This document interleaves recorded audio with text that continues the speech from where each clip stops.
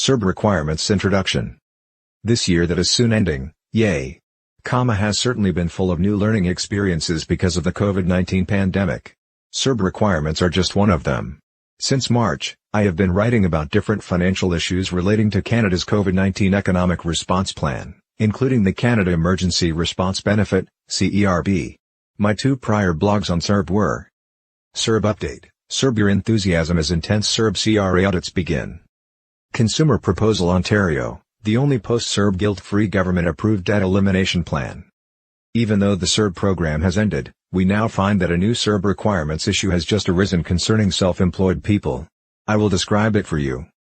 A Cerb requirements refresher. Just to refresh your memory, I think an overview of the Canadian Cerb requirements will nicely set the stage. To be eligible for the $2,000 Cerb payment by applying to the Canada Revenue Agency, CRA, you have to have met particular Cerb requirements for each period you were applying for. The Government of Canada specified the eligibility criteria to be: you did not try to find or get Cerb or employment insurance from Service Canada for the specific period being applied for. You did not stop your work voluntarily. You reside in Canada and are at least 15 years of age.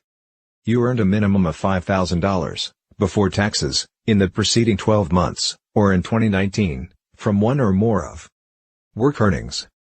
Self-employment income. Provincial benefit payments for maternity or parental leave. One of your work hours have in fact been decreased as a result of COVID-19. You have actually quit or will quit working because of COVID-19. You are unable to work as a result of COVID-19, for example, due to the fact that you are caring for a person. You have actually been paid A benefits for at the very least 1 week of benefits after December 29, 2019, and finished your entitlement to such benefits. One of. If you are applying for the first time, you have actually quit or will stop working, or you are working decreased hours, as a result of the coronavirus. Additionally, you don't expect to earn over $1,000 in gross employment or self-employment income for at least 14 days straight during the 4-week period.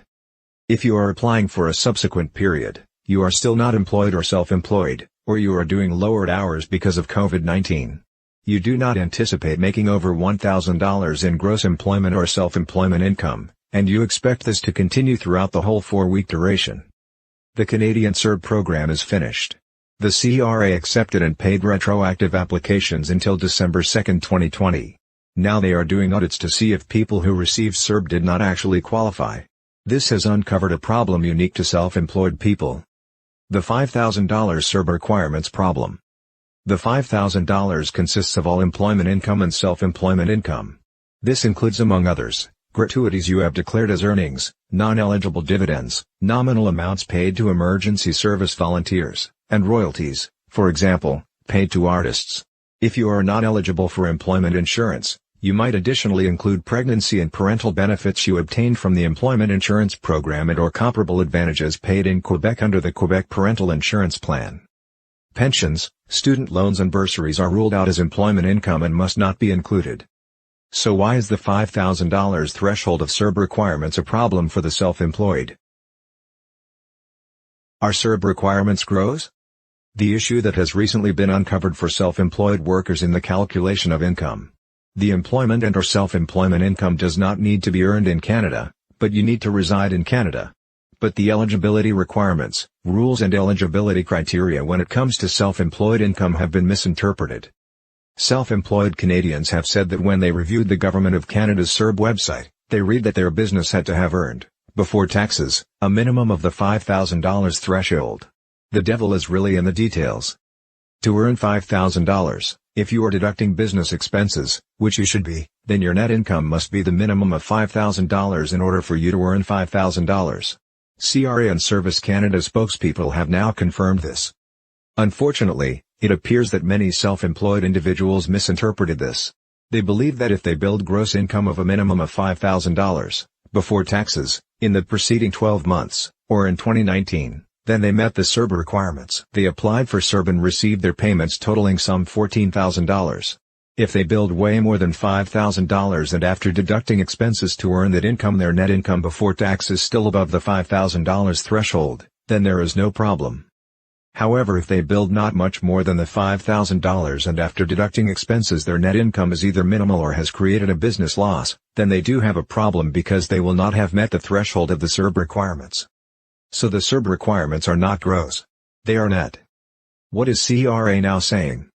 CRA has now sent letters to many self-employed people. It has been estimated in the media that CRA has identified to date some 200,000 self-employed that CRA believes received Cerb but did not meet the Cerb requirements.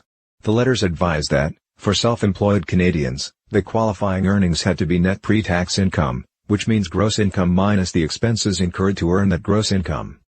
Self-employed Canadians who misinterpreted the Cerb requirements and requested and received Cerb based upon their gross income made a mistake. They are being told by CRA that they will need to pay back up to $14,000 worth of benefits, according to many social media posts and news reports.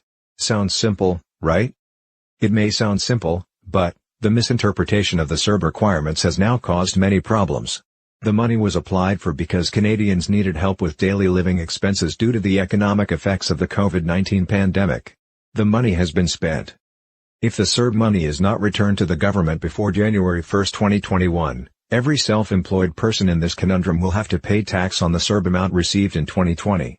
Hopefully paying income tax on the Cerb is not something these Canadians also did not overlook or misinterpret.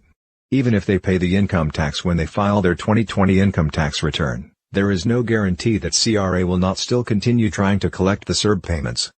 There is a simple fix, but will the federal government use it? In my view, there is a simple fix for anyone who ran their own business as either a sole proprietor or partner and who received such a letter from CRA about their not having met the Cerb requirements. It is a simple fix, but it will require what must be considered out-of-the-box thinking for the government. These people applied for Cerb because they were hurting financially. They needed this help to buy food, pay rent, make mortgage payments. It wasn't used for travel and fancy dinners. The last thing these people need is to repay the money they do not have anymore. So what is the simple fix? Let them keep the money and do not demand repayment. Let these people pay the income tax on that money.